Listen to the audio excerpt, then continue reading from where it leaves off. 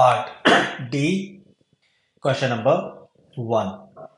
एक पेंडुलम है, 1 किलोमीटर धरती के अंदर हम लेकर गए हैं सी लेवल से। फिर हमें बताना है कि वो टाइम को गेन करता है या लूज करता है और कितना। तो देखो, टाइम पीरियड के वेरिएशन की बात कर रहे हैं, वो भी डेप्थ के साथ। तो जैसे हमें पता है कि डेप्थ पे जाने से ग्रेविटी चेंज होती है, तो हम ग्रेविटी वाला जो डेप्थ का हमारा फॉर्मूला होता है उसको लिखेंगे। तो delta G by G depth के हिसाब से हमारा, जैसे हमें पता है, वो डी बाई आर होता है, डेप्थ बाई रेडियस। डेप्थ हमें 1 किलोमीटर दी है, रेडियस ऑफ अर्थ 6400 होती है। अब टाइम पीरियड का क्या वेरिएशन होगा ग्रेविटी चेंज होने से? उसके लिए फॉर्मूला है 2 पाई रूट L/G। तो ये प्रोपोर्शनैलिटी है। और इसको अगर हम एरर फॉर्मूला में कन्वर्ट करें तो टाइम पीरियड का एरर हमारा डेल्टा टी बाई टी आएगा। और पावर ग्रेविटी की यहाँ पर -12 है, तो वो जंप करके इधर आ जाएगी और इधर डेल्टा जी बाई जी आएगा। डेल्टा जी बाई जी की वैल्यू हमने अभी देखी, डी बाई आर है, इंटू -12 लिखा, तो हमारा डेल्टा टी बाई टी आ जाता है। अब ये टाइम पूरा उठ के उधर जाएगा, तो डेल्टा टी की वैल्यू हमारी जो आएगी वो -12 इंटू दिस और इंटू टोटल टाइम 24 आवर्स हमें लेना है, क्योंकि हमसे 1 डे में पूछा हुआ है। Loss of time pendulum per day, options हम देखेंगे पर डे में हमारे है, यानी एक दिन में कितना हुआ। तो ये सब हमारा मल्टीप्लाई करके अराउंड 7 सेकेंड्स के आसपास आएगा। अब हमें देखना है कि वो सेकंड गेन हुआ है या लूज हुआ है। तो उसके लिए हम देखेंगे, क्योंकि हम डेप्थ पर गए हैं, ग्रेविटी कम हुई है, जी के कम होने से टाइम पीरियड हमारा बढ़ा है, माइनस साइन भी था उसमें। टाइम पीरियड बढ़ने का मतलब है कि अब वो ज़्यादा टाइम ले रहा है ऑसिलेट करने में, यानी हमारा जो पेंडुलम है वो स्लो हो गया है। स्लो हो गया है तो ऐसे में वो टाइम को लूज करेगा, थोड़ी देर में वो अगला घंटा बच जाएगा ऐसे। तो लूजेस वाला हमारा ऑप्शन आएगा।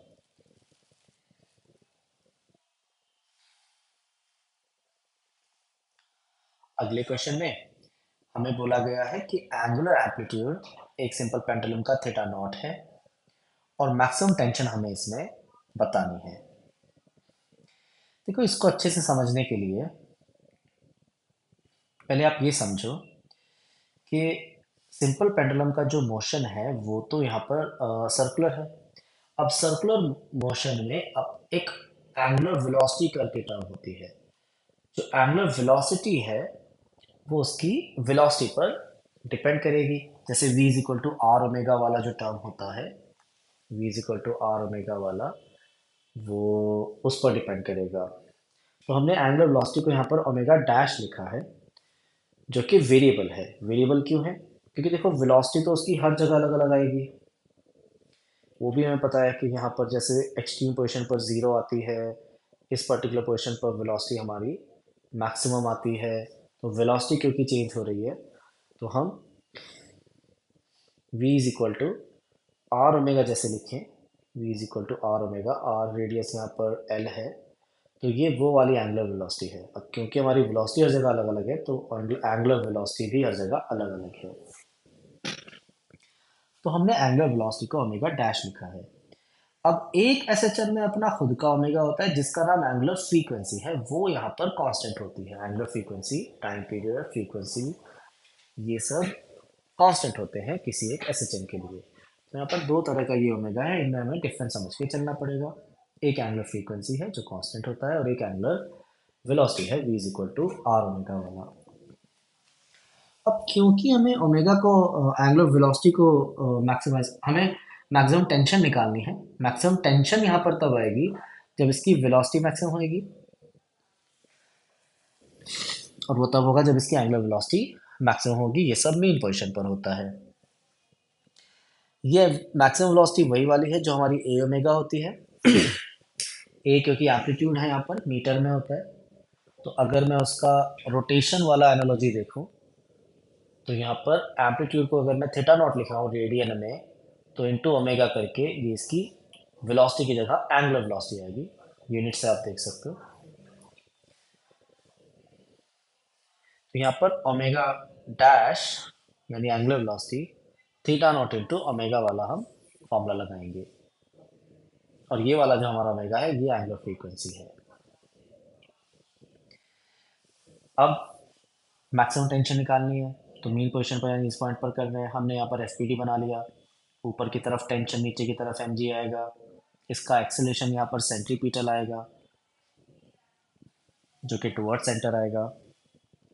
फिर उसके लिए जो हमने एक्सप्रेशन लिखी, तो नेट फोर्स यानी T minus M G should be equal to M में यानी मास इंटू, और ये बचा हुआ हमारा एक्सेलेरेशन, एक्सेलेरेशन जो सेंट्रीपिटल है जिसको हमने आर ओमेगा स्क्वायर लिखा।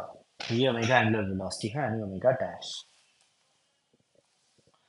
फिर हमने एम जी को उधर लेकर गए हम, प्लस हो गया, और प्लस एम, आर को रेडियस को हमने एल लिखा, और ओमेगा डैश की वैल्यू हमने यहाँ से निकाल दी, थीटा नॉट इंटू ओमेगा और उसका स्क्वायर। फिर ओमेगा जो एंगुलर फ्रीक्वेंसी है उसकी वैल्यू निकाली टाइम पीरियड के फॉर्मूला से, जी बाई एल आती है ओमेगा स्क्वायर की वैल्यू, और ये वाली यहाँ पर सब्स्टिट्यूट करके एल एल कट जाता है, एम जी कॉमन आता है, और टेंशन की हमारी वैल्यू आ जाएगी मीन पोर्शन वाली जो कि मैक्सिमम है।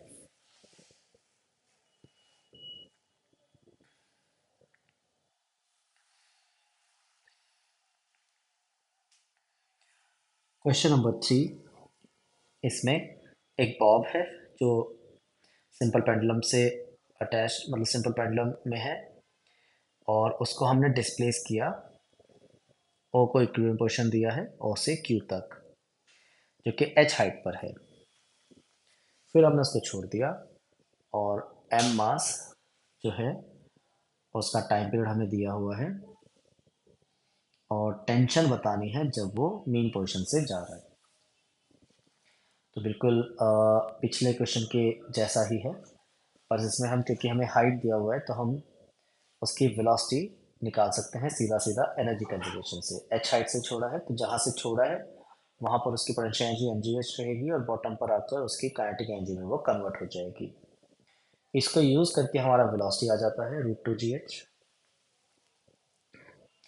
फिर बॉटम मोस्ट जो हमारा पॉइंट है वहाँ पर हम उसका एफपीडी बनाएंगे, तो ऊपर हमारी टेंशन आएगी, नीचे हमारा एम जी आएगा, एक्सीलरेशन आएगा टुवर्ड सेंटर, बिल्कुल पिछले क्वेश्चन के जैसे। तो हमारी एक्सप्रेशन यहाँ पर बन जाएगी, टी नेट फोर्स बनेगा टी माइनस एम जी, और वो एम इंटू सेंट्रीपिटल एक्सीलरेशन रहेगा जिसको हम वी स्क्वायर बाई आर लिख सकते हैं। एम जी उधर जाता है तो टेंशन की वैल्यू हमारी आ जाएगी M G plus M V square by R. अब हमें ये वी स्क्वायर चाहिए, वो हम यहाँ से 2gh लिख सकते हैं, तो 2gh, और यहाँ से m, यहाँ से हमने क्या किया, हमें इस एक्सप्रेशन को ओमेगा के टर्म्स में लिखना है, तो हमने टाइम पीरियड को जो कि 2π√L/g होता है उसको 2π/ओमेगा लिखा। हमें टाइम पीरियड ऑलरेडी दिया हुआ है 2 सेकेंड्स, तो यहाँ से हमने 2 कैंसिल करके π/ओमेगा की वैल्यू निकाली √L/g, और इसको रीअरेंज करके हमने ओमेगा की वैल्यू निकाल ली। ओमेगा की वैल्यू हमारी आती है 5, और दूसरी तरफ से आती है हमारी √g/L, तो यहाँ से ओमेगा स्क्वायर की वैल्यू ये आ जाती है। उसके बाद हमने क्या किया, g/L को, जो हमारी एक्सप्रेशन है इसमें हमने g/L को,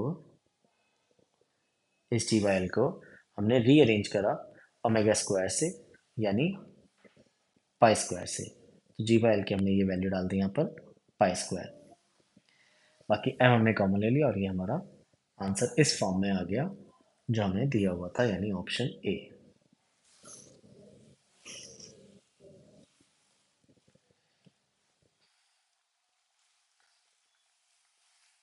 क्वेश्चन नंबर 4, इसमें हमारे पास फिर से एक सिंपल पेंडुलम सिचुएशन है, और एसएचएम है वो वाटर में तो टी है उसका टाइम पीरियड, और एयर में जब वो है तो टी नॉट है।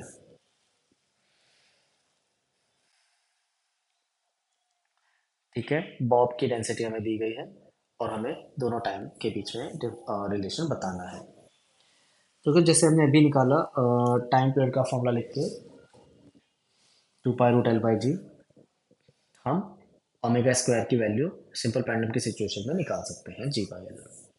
हमने सबसे पहले वाटर वाली सिचुएशन ली, उसमें एफ बनाया, तो ऊपर की तरफ बॉयंट फोर्स एक एक्स्ट्रा आ जाएगा, जिसकी वजह से हम यहाँ से जी इफेक्टिव जब निकालेंगे तो अब नीचे एम जी के साथ साथ एक ऊपर बॉयंट फोर्स भी लग रहा है, तो जो हमारा नेट फोर्स आया या जो टेंशन की वैल्यू है एक तरह से, उसको हमने एम जी इफेक्टिव लिखा और हमने यहाँ से जी इफेक्टिव की वैल्यू निकाल दी।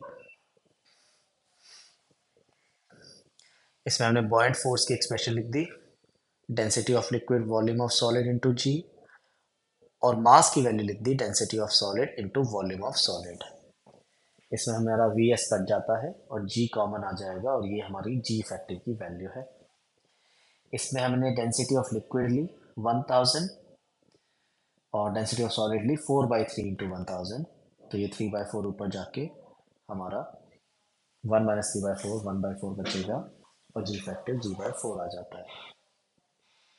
अब जो हमारा टाइम पीरियड दिया हुआ है वाटर में वो दिया हुआ है टी, जिसको हमने लिखा 2 पाई रूट और L/G करके ये एक्सप्रेशन आती है।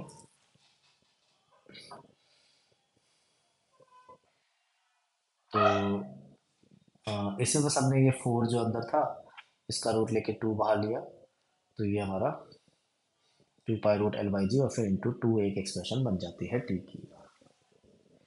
फिर हमने ये सेम काम करना है लेकिन एयर में हमारे पास लाइक एम जी ही फोर्स है, जी इफेक्टिव वैल्यू जी ही है और हमारा ये टाइम पीरियड है 2 pi root L/G।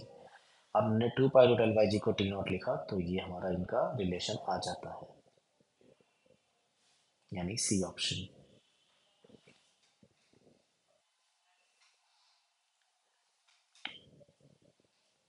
Question number 5, इसमें दो सिंपल पढ़ना है time period T and this, मतलब दो हमारे एस एच एम्स हैं, एक का टाइम पीरियड टी और एक का 5t/4 है।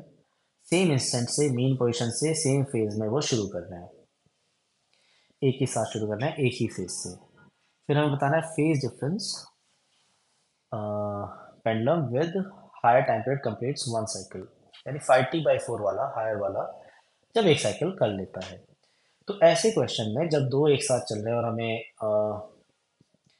फेज डिफरेंस की बात करनी है, हमें सबसे पहले क्या करना चाहिए, दोनों के अलग अलग ओमेगा निकाल लेने चाहिए टाइम पीरियड से। दोनों के ओमेगा निकालकर हमको रिलेटिव ओमेगा निकालना चाहिए। रिलेटिव का मतलब होता है कि बेसिकली एक के रेस्पेक्ट में दूसरा कितनी तेज चल रहा है, यानी एक तरह से हमने एक को तो रोक दिया और एक को रोक कर जब दूसरा कितनी तेज चल रहा है ये हम निकाल लेंगे, तो हमें पता लग जाएगा कि वो कितना एंगल कवर कर लेगा या कितना उसका फेज बढ़ जाएगा। तो उसके बाद हम फेज डिफरेंस निकालने के लिए रिलेटिव ओमेगा लेकर उसमें टाइम मल्टीप्लाई कर सकते हैं। तो हमने यही सेम प्रोसेस लगाई, टाइम पीरियड से पहला ओमेगा निकाला, दूसरा टाइम पीरियड 5t/4 था वहाँ से दूसरा ओमेगा निकाला, दोनों को सब्ट्रैक्ट करके रिलेटिव ओमेगा निकाल दिया और फिर फेज डिफरेंस निकालने के लिए रिलेटिव ओमेगा लिया और उसमें टाइम जो कि हमें हायर टाइम पीरियड वाला लेना है यानी 5t/4 उसको मल्टीप्लाई किया। इसमें t कैंसिल हो जाएगा और ये हमारा फेज डिफरेंस आ जाएगा।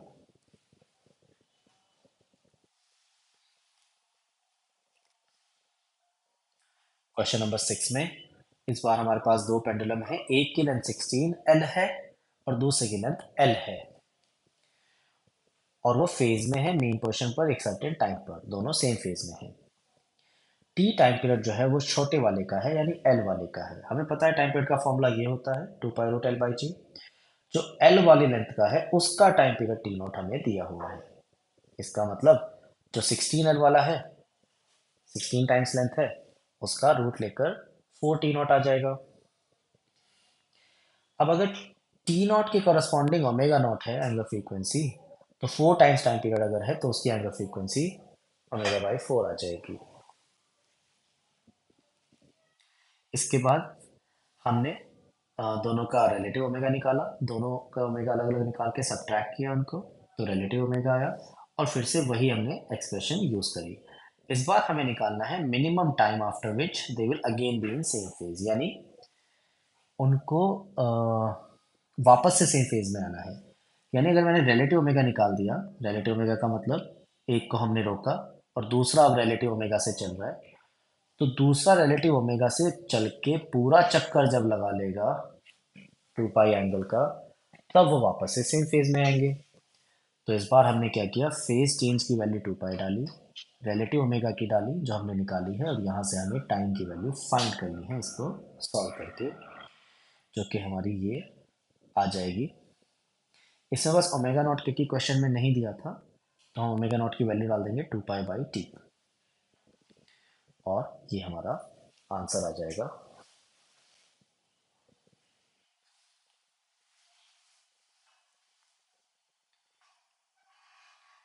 क्वेश्चन नंबर 7, इस बार हमारे पास दो पेंडुलम है, लेंथ उनकी 100 एंड 121 है, और वो स्टार्ट कर रहे हैं स्विंग करना एक साथ, और फिर वो फिर से कब एक साथ स्विंग करेंगे ये हमसे पूछा गया है। बिल्कुल ही सेम क्वेश्चन है पिछले के जैसा। फिर से हमें ओमेगा 1 निकालना है, ओमेगा 2 निकालना है, और फिर रिलेटिव ओमेगा निकाल के सॉल्व करना है। लेंथ के हिसाब से ये प्रोपोर्शनैलिटी आती है 2 पाई√L/g से, जिसका लेंथ 100 है, उसका 100 का रूट लेके 10 आएगा, तो मान लेते हैं 10 t0 उसका टाइम पीरियड है। जिसका 121 है, उसका 11 आएगा रूट लेके, तो मान लेते हैं 11 t0 है टाइम पीरियड।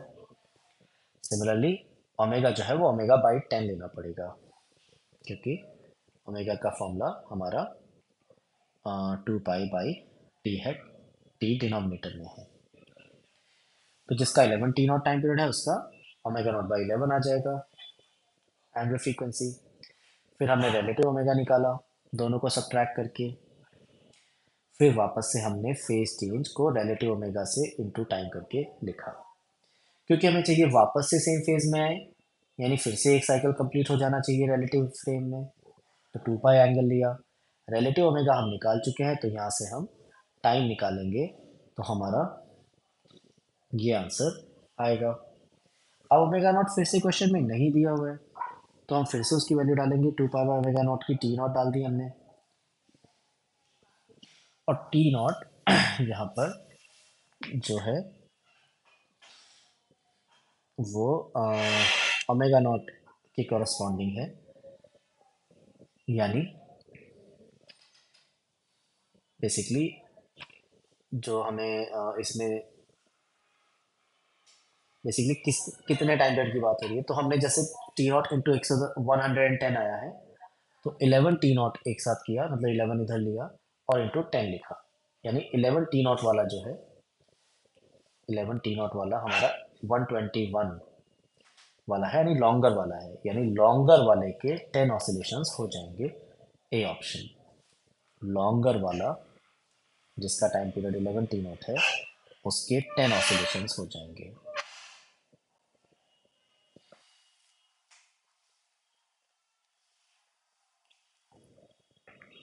क्वेश्चन नंबर 8, इसमें फिर से हमारे पास एक सिंपल पेंडुलम है, लेंथ L दे रखा है, मास भी दिया हुआ है, और स्मॉल एम्पलीट्यूड है। हमें बतानी है मैक्सिमम टेंशन। हमने मैक्सिमम टेंशन का अभी एक क्वेश्चन सॉल्व किया हुआ है, क्वेश्चन नंबर 2, मैक्सिमम टेंशन। इसमें जैसे हमें पता है मीन पोजीशन पर आती है टेंशन मैक्सिमम, तो यही वाला सारा हमने कॉन्सेप्ट इसमें यूज़ किया कि मैक्सिमम टेंशन हमारी मीन पोजीशन पर आएगी, और वो आएगी mg+mv²/L, जो हमारी मैक्सिमम वेलोसिटी है। क्योंकि हमें एम्पलीट्यूड दिया हुआ है, तो a इंटू ओमेगा लिख दिया हमने मैक्सिमम वेलोसिटी को मीन पोजीशन पर, एम्पलीट्यूड लिखा a, और ओमेगा की वैल्यू √g/L ले ली, जो हम टाइम पीरियड के फॉर्मूला से निकाल सकते हैं 2 पाई√L/g से। और ये वाली वैल्यू वेलोसिटी की डालने के बाद हमारा एक्सप्रेशन ये बनता है, जिसमें mg कॉमन लेके आंसर आ जाएगा।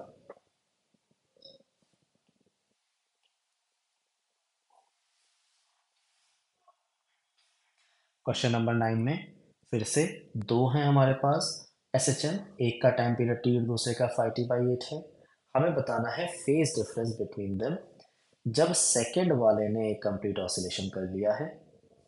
तो फिर से हमने दोनों टाइम पीरियड की कॉरस्पॉन्डिंग टाइम पीरियड का फॉर्मूला हमारा 2 पाई बाय ओमेगा होता है, तो उन दोनों की कॉरस्पॉन्डिंग ओमेगा निकाला। टी वाले का अगर हमने ओमेगा ले लिया तो 5t/8 वाले का 8/5 ओमेगा आ जाएगा। फिर वापस हमने रिलेटिव ओमेगा निकाला दोनों को सब्ट्रैक्ट करके। फिर हमने delta phi is equal to relative omega into time वाला फॉर्मूला यूज़ किया। टाइम हमें लेना है सेकंड ऑसिलेटर वाले का। सेकंड वाले का 5t/8 है, तो हमने 5t/8 लिखा। और इसमें 5 कैंसिल हो जाता है, 3/8 अलग आता है। और फिर ओमेगा नॉट इंटू टी को हमने, ये जो ओमेगा नॉट है और ये जो टी है, इनके मल्टीप्लिकेशन को हमने 2 पाई लिख दिया। ये इस फॉर्मूला से आ जाता है। ओमेगा नॉट अगर इधर ले लें हम, तो ओमेगा नॉट इंटू टी हमारा 2 पाई है। और यहाँ से आंसर आता है 3 पाई/4।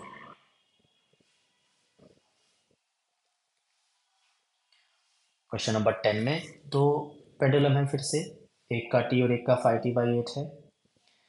सेम इंस्टेंट से शुरू कर रहे हैं, मीन पोजीशन से सेम फेज में। मिनिमम टाइम बताना है जब फिर से सेम फेज में होंगे। बिल्कुल ही सेम क्वेश्चन है। टी वाले की कॉरस्पॉन्डिंग हमने ओमेगा नॉट लिया, 5t/8 की कॉरस्पॉन्डिंग हमने 8/5 ओमेगा नॉट लिया। बिल्कुल इसी तरह से हमने रिलेटिव ओमेगा निकाल लिया दोनों को सब्ट्रैक्ट करके, तो वो यही आ जाता है पिछले क्वेश्चन के जैसा। उसके बाद फिर से सेम फॉर्मूला हमने लगाया कि टोटल फेज कवर्ड जो कि 2 पाई है, क्योंकि एक साइकिल कंप्लीट करना है, दोबारा से सेम फेज में होनी चाहिए।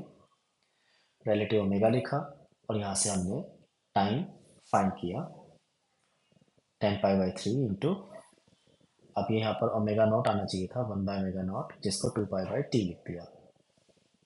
तो ये हमारा आंसर आ जाता है।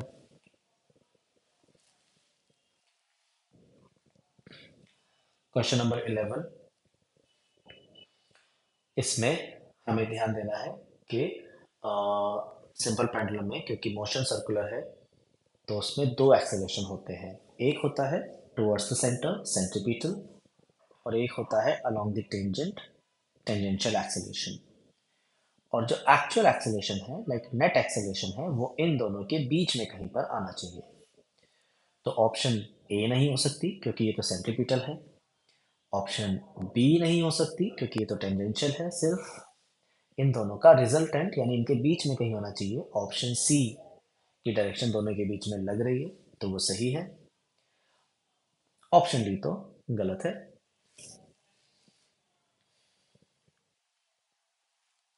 क्वेश्चन नंबर 12, इसमें एक ऑब्स्टिकल रखा हुआ है पी पॉइंट पर, तो आपको थोड़ा इमेजिन करना पड़ेगा कि वो मूव कैसे करेगा। जैसे स्ट्रिंग नीचे आएगी तो पी पॉइंट पर एक ऑब्स्टिकल है लाइक अ नेल, और जब नेल आएगी तो देखो ये लाइक नेल से पहले तो ये पूरी स्ट्रिंग एक साथ सीधी थी ऐसे, फिर ऐसे ऐसे वो नीचे आती है। लेकिन यहाँ पर एक बार हॉरिजॉन्टल होने के एक बार वर्टिकल होने के बाद यहाँ पर पी पॉइंट पर वो नेल इस वाले पोर्शन को तो मूव नहीं करने देगा, ये वाला पोर्शन सीधा रह जाएगा और नीचे वाला पोर्शन ही बस ऐसे चम करेगा, इस तरह से। कहने का मतलब है कि पहला जो हाफ है, पहला जो पोर्शन है यहाँ से यहाँ तक, इसमें तो हमारी पेंडुलम की लेंथ एल रहेगी, और नेक्स्ट वाले पोर्शन में पेंडुलम की लेंथ L/4 रहेगी। हमें पता है कि टाइम पीरियड जो है वो प्रोपोर्शनल टू रूट एल होता है, तो एल वाले का अगर हम टी टाइम पीरियड मान लें तो L/4 का T/2 होगा।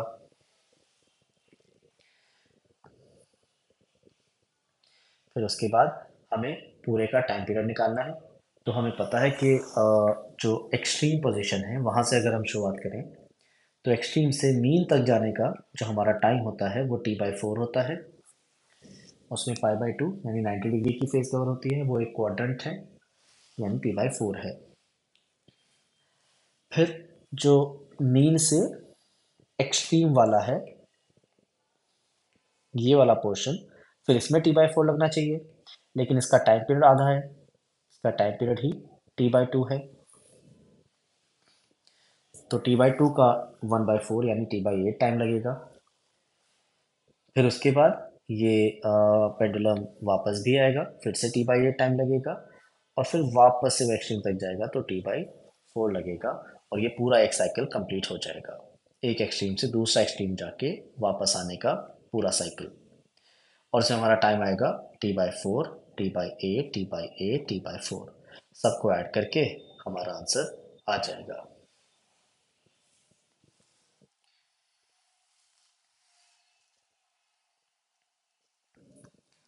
क्वेश्चन नंबर 13, एक सिंपल पेंडुलम है, उसका टाइम पीरियड दिया हुआ है। एक लिक्विड लिया हमने जिसकी डेंसिटी हाफ है बॉबी से, जो बॉब है उसकी डेंसिटी का हाफ है लिक्विड का डेंसिटी, और उसका हमें टाइम पीरियड बताना है लिक्विड में। ऐसे क्वेश्चन में लिक्विड के अंदर हमें बॉयंट फोर्स एक एक्स्ट्रा लेना पड़ेगा, और बॉयंट फोर्स की एक्सप्रेशन हमें लिखनी आनी चाहिए। तो देखो हमने क्या किया, जो mg है बॉब का, जो मास है, उसको हमने लिखा डेंसिटी इंटू वॉल्यूम, मास को, और फिर इंटू जी। बॉयंट फोर्स का फॉर्मूला होता है density of liquid into volume of solid into G. और यहाँ से क्योंकि डेंसिटी हाफ दी हुई है हमें लिक्विड की, ये वाली जो डेंसिटी है ये लिक्विड की आनी चाहिए थी जो कि हाफ दी गई है, तो इसलिए ये बॉयंट फोर्स हमारा mg/2 आएगा। अब एयर में तो सिर्फ एक फोर्स लगेगा mg, लेकिन लिक्विड के अंदर एक नीचे mg लगेगा तो एक ऊपर बॉयंट फोर्स भी लग जाएगा, जिसकी वजह से इफेक्टिव ग्रेविटी चेंज हो जाएगी। तो एयर के अंदर इफेक्टिव ग्रेविटी को g लिया हमने, लेकिन लिक्विड के अंदर जी इफेक्टिव हमारा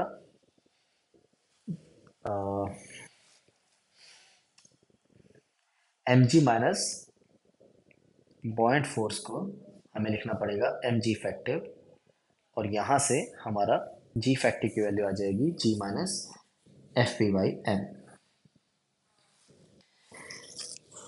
फिर क्योंकि बॉयंट फोर्स हमारा mg/2 है, तो बॉयंट फोर्स बाय मास ये g/2 बनेगा, और जी इफेक्टिव g/2 आएगा।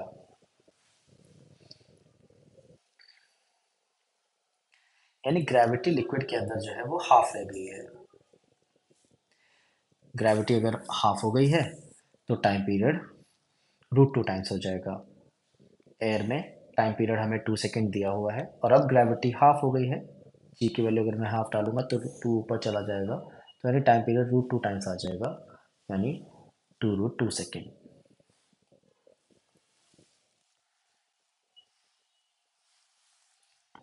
क्वेश्चन नंबर 14, इसमें पॉइंट ऑफ सस्पेंशन को मूव कराया गया है।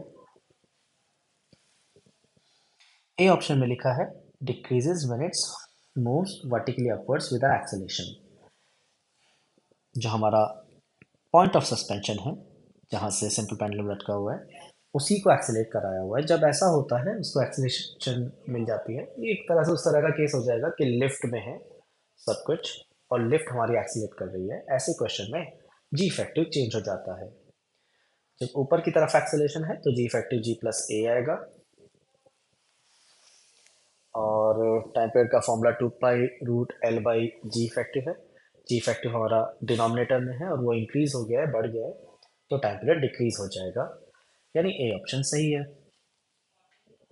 बी ऑप्शन में लिखा है decreases when it moves vertically downwards with an acceleration greater than 2g। ऐसे में क्या होगा, देखो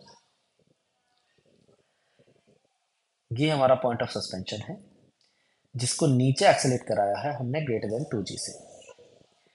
अब बॉडी पर ऊपर की तरफ एक जीरो फोर्स लगेगा m में, और वो जो m में होगा वो 2mg से भी ज्यादा है। इसका मतलब रस्सी स्ट्रिंग अब नीचे की तरफ नहीं लटकेगी, स्ट्रिंग ऊपर की तरफ जाएगी, ऊपर की तरफ वाला फोर्स ज्यादा हो जाएगा। तो स्ट्रिंग पॉइंट ऑफ सस्पेंशन से ऊपर की तरफ है, और ऐसे में अगर मैं यहाँ पर टेंशन की वैल्यू निकालूं तो वो हमारी मतलब not necessarily tension. Basically M G factor की अगर मैं वैल्यू निकालूं तो वो ऊपर की तरफ वाला एम में माइनस एम जी आना चाहिए। अब एम ए की वैल्यू हमारी टू एम जी से भी ज़्यादा है, ये वाले एम बी की वैल्यू टू एम जी से भी ज़्यादा है, यानी इनको सब्ट्रैक्ट करके आंसर जी से ज़्यादा आएगा। जी फैक्टर हमारा जी से ज़्यादा आ जाएगा, यानी फिर से हमारा ग्रेविटी बढ़ ही रहा है, यानी टाइम पीरियड कम हो रहा होगा, यानी बी ऑप्शन भी सही है। सी ऑप्शन में लिखा है increases when it moves horizontally. तो देखो हॉरिजॉन्टली अगर मूव करता है पॉइंट ऑफ सस्पेंशन इस तरफ, तो जीरो फोर्स पीछे आएगा, एम जी नीचे आएगा, और जी फैक्टर इस केस में इतना आता है, root of G square plus A square, जो जी से बड़ा है। ग्रेविटी ज़्यादा है, यानी टाइम पीरियड फिर से कम ही हो रहा होगा, तो सी ऑप्शन सही नहीं है।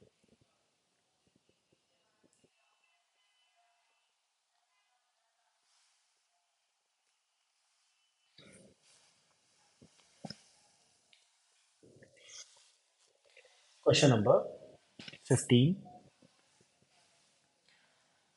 इसमें बीटा एंगल मीन पोजीशन से, बीटा एंगल से हमने लीव करा है एक पार्टिकल को, यानी ये वाली ना उसकी एक्सट्रीम पोजीशन है, यहाँ पर वेलोसिटी जीरो है, यहाँ से हमने इसको छोड़ा है, और फिर वो इधर आके यहाँ पर वेलोसिटी मैक्सिमम आएगी, और फिर वो इधर आके एक वॉल से टकरा जाता है। तो इसको हम सॉल्व कर रहे हैं इस कंडीशन के हिसाब से कि बीटा ज़्यादा और अल्फा उससे कम है, ताकि बॉब उससे दीवार से टकराए। तो एक तरह से ये कुछ कुछ ऐसा है कि जैसे अगर ये दीवार ना होती तो इधर भी ये बीटा एंगल तक आता, बॉब ही, ये बॉब चलकर इधर भी बीटा एंगल तक आता। इसका ये मतलब है कि उससे पहले ही दीवार हमने क्योंकि रख दी है, तो इसका ये मतलब है कि एक पोर्शन है एसएचएम का जो परफॉर्म ही नहीं हो पा रहा है, तो ये यहाँ पर बीटा एंगल कवर करेगा, इधर बस लाइक अल्फा कवर करेगा, और एक पोर्शन है जो कवर ही नहीं हो पाएगा, और फिर ये वापस आकर एसएचएम अपना जो मोशन है, वो पीरियड है, वो कंप्लीट करेगा। अब इसको हमें सर्कुलर रिप्रेजेंटेशन, क्योंकि हमें इसमें टाइम निकालना है, तो हम इसमें सर्कुलर रिप्रेजेंटेशन यूज करेंगे, ये आसान पड़ेगा उस तरह से।